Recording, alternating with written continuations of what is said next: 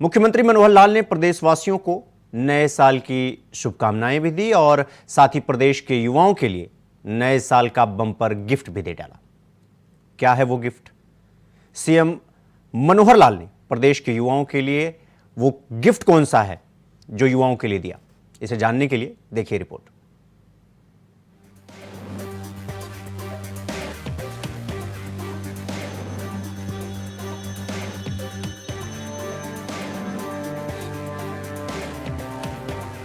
हरियाणा के विकास को प्रतिबद्ध हरियाणा के मुखिया मनोहर लाल जी जान से विकास की रफ्तार को धार देने में जुटे हुए हैं।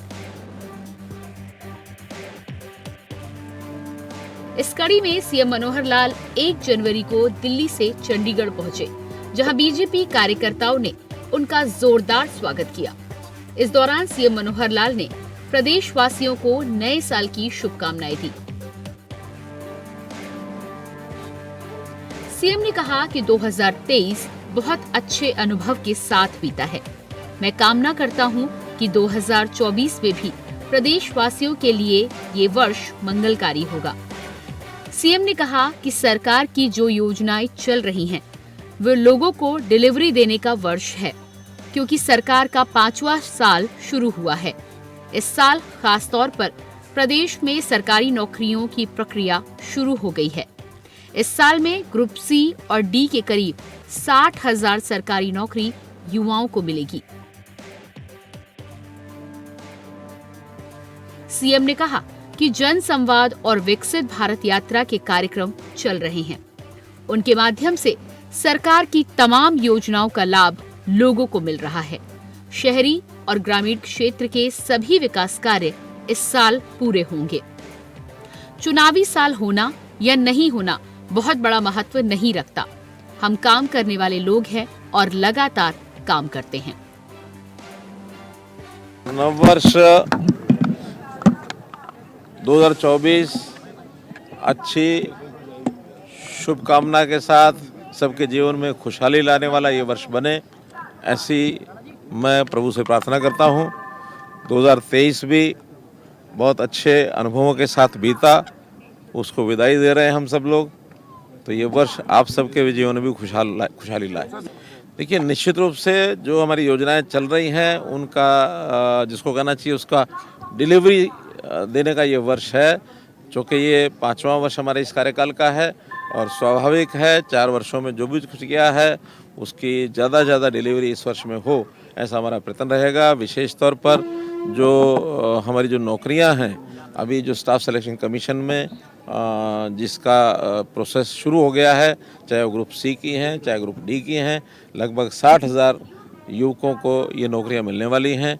और निश्चित रूप से जो हमने अभी जनसंवाद के कार्यक्रम या जो विकसित भारत यात्रा के कार्यक्रम चल रहे हैं, उसमें भी बहुत सी जो योजनाओं का लाभ उन लोगों को मिल रहा है। जितनी डिमांड्स इस समय आ रही है उसको भी हम गति से पूरा कर रहे हैं और मुझे लगता है कि जो हमारे शहरी क्षेत्र, ग्रामीण क्षेत्र, जहां छोटे बड़े काम हैं, वो सब इस वर्ष में पूरे होने वाले हैं।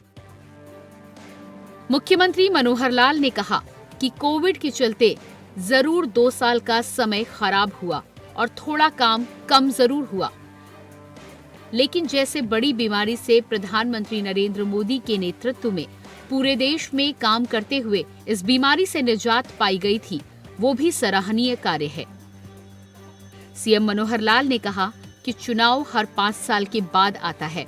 हमारा पूरा अनुभव हो चुका है। बीजेपी देश भर में लोकतांत्रिक तरीके से सबसे ज्यादा सीटें जीतने वाली पार्टी बन चुकी है।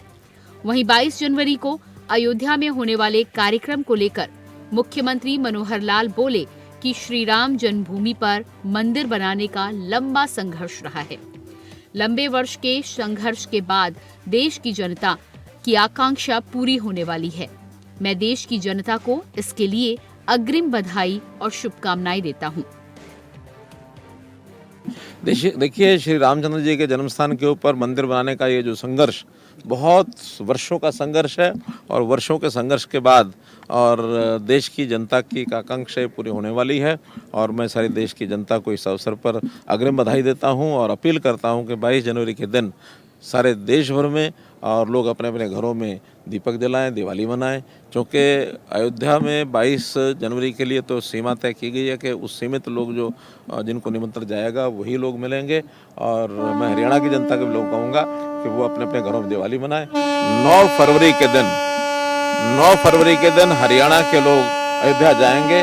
वहाँ हर प्रांत को एक दिन का समय दिया गया है ताकि लोग वहाँ ज़्यादा जा सकें। आप खुद भी जाएंगे सीएम साहब? उस समय देखेंगे। सर, वृंदावन का कैसा अनुभव रहा सर आपका? बहुत अच्छा। वृंदावन में साध्वी रीतम्बरा जी का जन्म दिवस षष्ठी पूर्ति का एक कार्यक्रम था, उन्होंने निमंत्रण दिया था और मैं गया हूँ। और साधु संतों के सन्यासियों के सानिध्य में रह करके और बहुत सी नई चीज़ें सीखने को मिलती हैं, तो मुझे भी लाभ मिला उसका।